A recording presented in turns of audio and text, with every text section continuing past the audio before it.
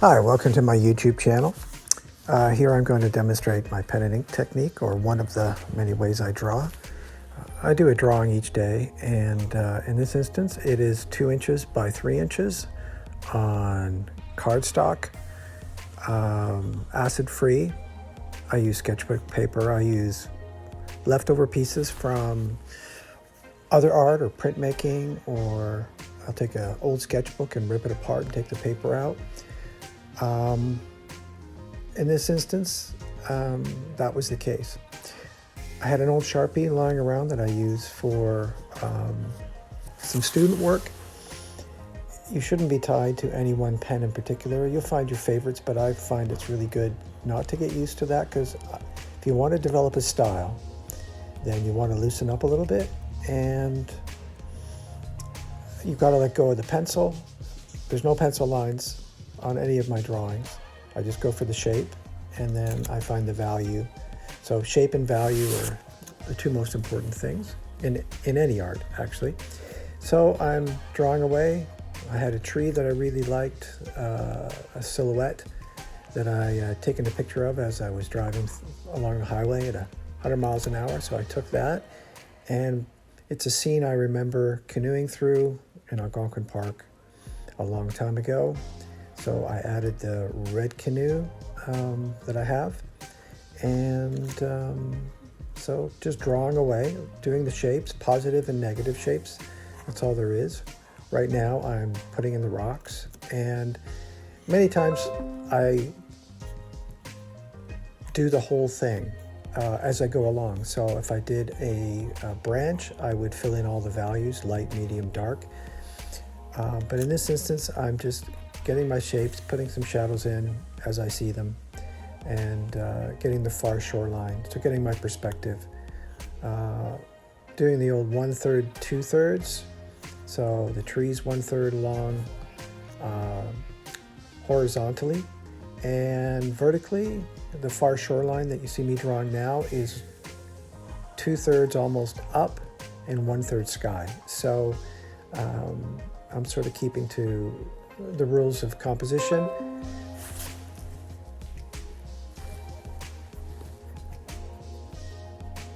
And so now I'm putting in some shadows and doing the canoe. And I never worry if I don't get the shape right. If I don't, I'll just add more shadow, fix the shape, push it out to get it what I want. I found there's no such thing as a mistake. I can always turn it into something, which is a good way to learn to draw, by getting rid of the pencil and the eraser. And then you will develop a style when you do this over and over again. This is one of 31 in this series. In 30 days or 31 days, I will do another series with a different tool, a different material. This time, last month I did it just black and white. This month I'm colorizing. I might use one color or multiple colors, but I really like just using one color for this series. But I don't stick to that as a rule. I'm just happy to be drawing. Group of 7, one of my inspirations, always said, never a day without a line, and I've taken it one step further, and it's never a day without a drawing. And then you will develop really fast, 5 minutes a day, and you will overtake your peers, is what I've seen over and over again. And many of my students have gone on to become professional artists in a year, rather than going to 4 years of art school. And it's because of consistent application over time. And I'm not the best drawer in the world, that's for sure. I have my style. I was super photorealistic, so I can do that, which just takes many hours. But I found that wasn't for me. It's a good way to start drawing, but it is not the only way. And that's stylistic. So here I am I've kind of developed my style for trees. Remember, this is really small. It's almost postcard, or a third of a postcard size, 2 inches by 3 inches. I'm doing this series as, in my area, we have some scenic areas, and I wanted some affordable prints for the people who come into my gallery. Or these could be illustrations for a book I'm working on. But then if people come into my gallery, I've got work for every price range, which I find is you need stuff for the tire kickers, and you need, your big work, and everything in between. So this is a different series that I'm working on. And I always work in a series, and I always teach my students the same thing. The greatest artists in the world do that. So why reinvent the wheel? And it's a good way to develop a style, a body of work, an art show, because then you've got 30 of something, or, a certain number. A series can be more than 2, but really, to get amazing work and a number of them, you've got to do a large amount of work to get some really stellar pieces. So out of 30, I find you usually get maybe 8 or 10 that are really excellent. The rest are mediocre, and a few you could burn or wrap fish in. But in this case, I was pleased with this one, but I never know. This is the first of a series, so by the time I get to 30, I'm usually warmed up and getting really good. And then those sometimes are the best, but you never know. Sometimes the first one out of the gate is the best one. So here I'm sort of working down the drawing and creating some depth by dark comes forward, so the branch I want closer, so I'm doing my shadows. I could make it a complete silhouette and do black, but I wanted some lights and darks and some contrast. So now I'm working on the rocks on the far hillside, and then I'm going back into that hillside and putting a shadow to separate it. And when you're working this small, sometimes you lose where edges meet, so sometimes I lose the drawing, but usually I'm able to save it and be quite happy with it. So I very rarely start over. And in this instance, I didn't need to. So as you see, I'm trying to get in behind the tree, then I'm doing this branch in front, and there I made a mistake. I joined that dark line. I should have kept a white line to separate that, but no big deal. That could be in front of the tree. But even then, I should have had a white line, but because the drawing is so small, and in an instant, you've made a mistake. But I don't worry about it.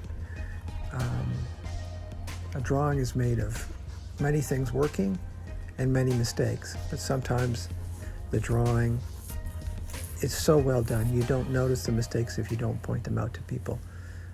A lot of my students do that. They'll tell me, I did this drawing, and I come over to look at it, and then before I even get a chance to look at it, they said, I made a mistake here, and there was a problem there, and I go, don't tell me the mistakes, because that's what I'll see.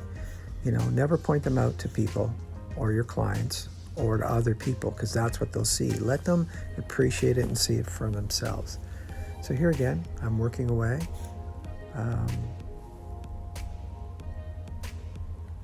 Working on the canoe again. I wasn't happy with a few of those lines. I'm trying to fix it, but I'm not too worried. I'm going to colorize it in, so I may have room to fix it. It's not perfect, and I'm not happy with it, but in the end, when I look back on this drawing, I was very happy with how it turned out. The information I could get in such a small drawing. Now, I could do grayscales and the 10 values between light and black. I actually could do all those values in this drawing, but I wanted it more graphic, so strong lights and darks. So you see the values that I'm using are white for the paper, a gray, so like a hatch mark, and a black that isn't a full black. You see some white coming through it, and then there's a full black. And so I have 4 value ranges that I'm using in this one. This easily could be transferred to a lino block, and then I could cut this out with lino and have that as a print. This may still happen because this is how I sort of come up with my ideas for my lino blocks, but I wanted to do this as a drawing series, quick, fast. I can do them in a waiting room. I can do them in the car. I've done them in the car. I've done them, many places, lunchrooms in between, or I'll just pull over and I'll do one if I see it. If I'm going for a walk, I can just pull out my sketchbook and do one right there. I'm ready to go. You can see there's a viewfinder that I'm looking through, and when it's finished, you'll see I'll take it off and you can see through it. But I like doing these small drawings because you practice you keep your skills sharp, so that when I do larger work and more detailed, I'm ready. I don't have to warm up, or I'm not going to lose a few drawings before I have a successful drawing. These keep me sharp, and also I create a new style for myself, so I'm always challenging myself. And that's what I do, a daily piece that's just for me. I'm showing these because I want to share my knowledge, but normally that's not what I do. I follow my own muse or ideas, and this was an idea I had for a drawing a day for a year. So I've been drawing for 3 years now. So the reason I like having 30 or 31 is I have that many dollar store frames that I can put them in, and I can have a new show at the drop of a hat. So here at my gallery, I change it up almost every month. So I put this was acrylic red paint that my wife, I gave as gifts. She wasn't too happy about them. They didn't work out for her, but I love them. So they're acrylic pens rather than paint. So I colorized it in, and then to fix it, I had to go back in and draw on top of the canoe to put the shadows back in because they disappeared. And here I'm working on separating the rocks and the rocks from behind and the other island, and of a North Shore. So we've got the pine, we've got the canoe. Here I am going into the trunk and defining that. And you can see there, I'm just extending the branch compositionally and darkening that against the gray of the background. I didn't think it stood out enough. There it is. There's where the water line is of the far shore. I wanted it to separate from that. Again, doing the same thing, which brings the tree forward and pushes the background back. So there you are. Again, just a couple of touches. And now I'm working on the canoe, putting the shadow back with the hatch marks. Now, the great thing about the Sharpie is it's permanent, but it's a little thick for me. If you want more detail, you'd use a thinner, but I just tilt it more on a side, and you get a very thin line if you want. So there you go. You can see it's all done. I'm lifting up the viewfinder and seeing if I like it. Now, if I like it, I've learned you should sign it right away. And then I put it in a frame to see if I can see any flaws, if I like it, if I think it's going to stand alone as an art piece. Well, hope you like it. Once I put it in a frame, I do, and that's the sign that it's a winner. Hopefully you like it too, and you would like and subscribe. Thanks so much for watching.